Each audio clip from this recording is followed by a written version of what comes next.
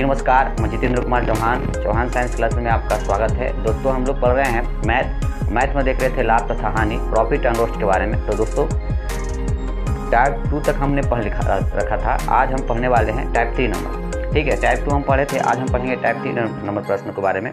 तो दोस्तों मेरा पढ़ा हुआ आप लोग को अच्छा लगता होगा तो मेरे वीडियो को आप लाइक एवं शेयर करें और अधिक से अधिक दोस्तों को जोड़ने का प्रयास करें।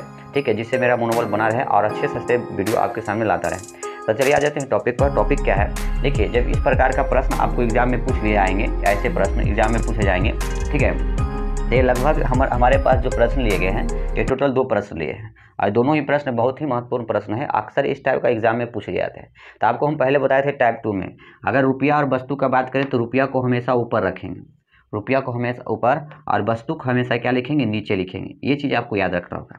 कुछ चीज़ें और याद रखना होगा इस वाले प्रश्नों को सोल्व करने के लिए।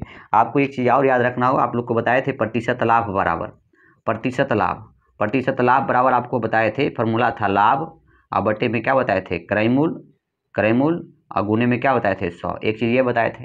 दूसरा आपको बताए होंगे प्रतिशत हानि बराबर निकालना होगा। जब भी प्रतिशत हानि निकालना होगा तो बताए थे हानि और बटे में क्या बताए थे, क्रय मूल्य और गुने में 100। आपको ये दोनों फॉर्मूले याद रखना होगा। ठीक है, एक चीज़ याद रखना कि रुपया के ऊपर वस्तु को नीचे। चलिए इस प्रश्न को सोल्व करते हैं इसी के मेथड से। चलिए ये प्रश्न को हमने सोल्व करते हैं, इसको मिटा देते हैं थोड़ा सा।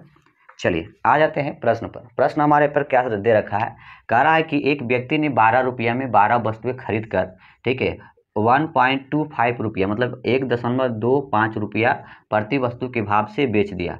मतलब 12 रुपया में 12 वस्तु खरीदा है।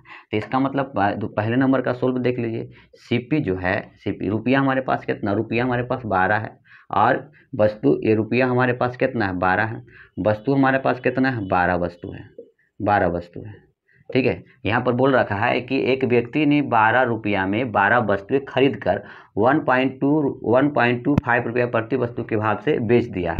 मतलब बेचा है कितना में, ठीक है, 1.2 रुपया प्रति वस्तु, प्रति मतलब एक। तो यहाँ देखिए बेचा कितना में, तो एसपी हो जाएगा। तो एसपी हमारे पास हो जाएगा 1.2 रुपया में कितना वस्तु बेच रहा है, एक वस्तु बेच रहा है। इसका मतलब है, तो पूछा आपसे बेच दिया तो सौदे में उसका प्रतिशत लाभ कितना है, प्रतिशत लाभ पूछा है। जब भी ऐसा प्रश्न आए, ठीक है, तो इस वाले को इससे गुना कर देना है और इस वाले को इससे गुना करना है। इससे हमारा क्या होगा, जब इसको इस 12 से 1.25 में गुना करेंगे तो एसपी का मान आ जाएगा। ठीक है, विक्रय मूल्य का मान आ जाएगा। इस 1 रुपये एक वस्तु से इस वाले से इस 12 रुपया में करेंगे तो हमारा क्रय मूल्य का मान आ जाएगा, जिससे हम यहाँ से लाभ हानि या प्रतिशत निकाल सकते हैं। तो जब देखिए 12 और 1.25 का गुना करेंगे तो 12 गुने कितना से कर देते हैं, 1.25 में, ठीक है, गुना करेंगे। तो आप ध्यान दीजिएगा 12 गुने में वो पॉइंट हटाएंगे तो जब पॉइंट हो जाएगा तो 125 और बटे में क्या हो जाएगा, 100। तो आपको यहाँ पर पता है 25 के टेबल से अगर काटेंगे तो 25 से 25 चौका 100, 4 तिहाई कितना हो जाएगा, 12। जब इसको गुना करें 3 5 15, मतलब जो एसपी जो आ जाएगा हमारे पास कितना आ जाएगा, 15 आ जाएगा। एसपी हमारे पास कितना आ जाएगा, 15 आ जाएगा।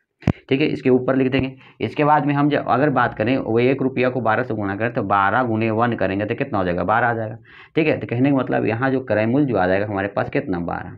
ये आप लोग को पता है कि जब एसपी का मान क्रय मूल्य से ज़्यादा होता है, कहने का मतलब विक्रय मूल्य का मान क्रय मूल्य से ज़्यादा होता है तो लाभ होता है। नहीं तो जानेंगे लेकर आ रहा है, अगर इधर से लेकर आएगा तो लाभ होगा और इधर से लेकर जाएगा तो हानि होगा। ठीक है, तो लाभ हमारे पास कितना, 15 में से 12 घटा देंगे तो आ जाएगा 3, मतलब लाभ हमारे पास कितना हो रहा है, 3 का। तो आपसे पूछा है क्या क्वेश्चन में, तो उसका ठीक है प्रतिशत लाभ कितना है तो निकाल देंगे। इसलिए जानते हैं भाई प्रतिशत लाभ बराबर हम जानते हैं क्या होता है, लाभ और बटे में क्या होता है, क्रय मूल्य और गुने में क्या होता है, 100। अब प्रश्न को अब हल करते हैं तो देखिए हमारे पास लाभ कितना है, 3 का, क्रय मूल्य हमारे पास कितना, 12 है और निकालना है, गुने में क्या कर देंगे, 100। ये 3 के टेबल से 4 बार में चलेगा, 4 के टेबल से 25 बार में चला जाएगा। तो 3 चौके 12 और 4 25 चौके कितना, 100, मतलब 25% का क्या हो जाएगा, लाभ हो जाएगा, जो हमारा क्या हो जाएगा, राइट आंसर होगा। ठीक है, तो पहले नंबर प्रश्न का ये सोल्व था। ठीक है, अब आ जाते हैं प्रश्न नंबर 2 पर। प्रश्न नंबर 2 पर अब आ जाते हैं। ठीक है, इसको मिटाते हैं। प्रश्न नंबर 2 को देखिए। प्रश्न नंबर 2 हमको क्या करा है, क्वेश्चन को पढ़ते हैं। देखिए क्या बोला है, कुछ वस्तुएं 5 रुपया में 6 के हिसाब से खरीदी गई। कितना के हिसाब से, 6 के हिसाब से। 5 रुपया में 6 के हिसाब से खरीदी गई, मतलब सीपी खरीदी गई। दूसरे नंबर प्रश्न का सोल्व है, ठीक है। आप देखिएगा 5 रुपया में 6 के हिसाब से क्या गई, खरीदी गई, मतलब यहाँ पर सीपी जो हमारे पास है, सीपी की गणना करेंगे। सीपी हमारे पास 5 रुपया में 6 के हिसाब से, तो रुपया हमेशा ऊपर लिखेंगे, तो 5 रुपया तो ऊपर हो जाएगा, और यहाँ 6 रुपया 6 वस्तुएं क्या हो जाएगी, नीचे हो जाएगी। इसके बाद में बोला है खरीदी गई तथा 6 रुपया के 5 के हिसाब से बेची गई मतलब एसपी हमारे पास कितना है, क्या बोला है कि 6 रुपया के हिसाब से, मतलब 6 रुपया के हिसाब से बेची गई, तो उसका लाभ प्रतिशत क्या होगा। तो 6 रुपया के हिसाब से रुपया हमारा ऊपर हो जाएगा, और वस्तु हमारा 6 रुपया के कितना वस्तु बेच रहा है, 5, तो 5 वस्तु क्या होगा, नीचे होगा। तो वस्तु हमेशा नीचे, रुपया हमेशा ऊपर। अब क्या करेंगे, इस वाले को इसमें से गुना करेंगे और इस वाले को इससे गुना करेंगे। तो सिंपल सी बात ही, 5 को 5 से गुना करेंगे तो कितना आ जाएगा, 25 आ जाएगा, 25 आएगा, ठीक है, ध्यान देंगे। और इस 6 को 6 से गुना करेंगे तो कितना आ जाएगा, 36 आ जाएगा, इसको इससे गुना करेंगे। अब आपको पता है कि सीपी से अगर एसपी ज़्यादा है तो लाभ होता है, तो नहीं तो बताए थे कि लेकर आ रहा है, तो जब भी लेकर आएगा 25 अपने से कितना 36 से कितना लेकर आ रहा है, तो 11 लेकर आ रहा है, मतलब ये लाभ लेकर आ रहा है, क्या रहा है, लाभ। तो आपसे पूछा है, प्रश्न में भी बोल दिया है कि तो उसका लाभ प्रतिशत क्या होगा, ये आपसे प्रश्न में बोल चुका है।